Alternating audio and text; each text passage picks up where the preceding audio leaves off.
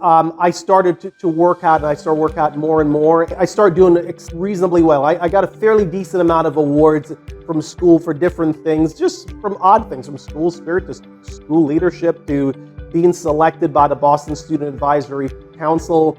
And so somehow we ended up in, I ended up in the paper and on the 6 o'clock news, because I guess they had the news that one of the things that we were talking about, at one of the events that we attended, and I ended up in the news, and my friends said they saw me on the news and I was in the papers, and I think I got in the papers a couple of times.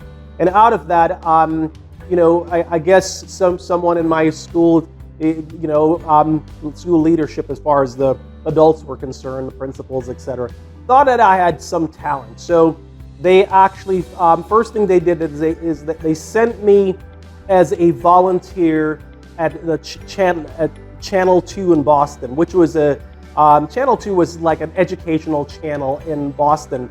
But, we have to rewind a little bit. I may have been doing reasonably well to fit in high school and to sort of interact with all my friends, but I knew nothing about how to approach a formal organization.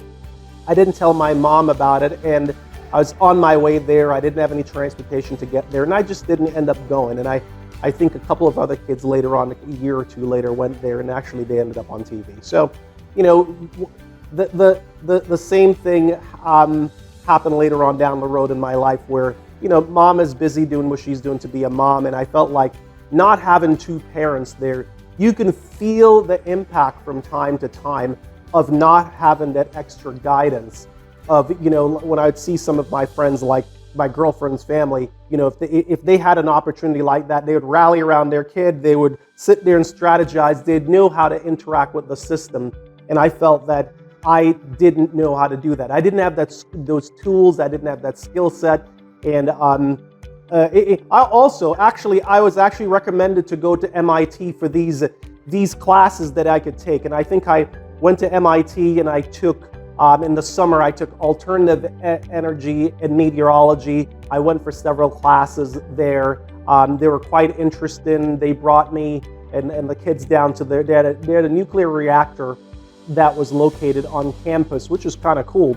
Talk about things that you don't have in a regular school. How many people have a nuclear reactor in their school? Maybe you wouldn't want one, but if you're studying math and science and engineering, then I think that would make sense. And I remember going there for a period of time, but eventually at some point I just stopped going, because no one on the outside, my family, friends, teachers, were really there to reinforce.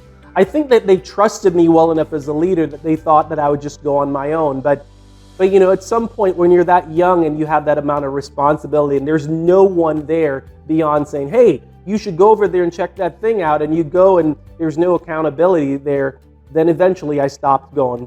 I kind of regretted that a little bit, because it was quite interesting. I wish somebody was there to hold my hand a little bit to kind of help me through some of that.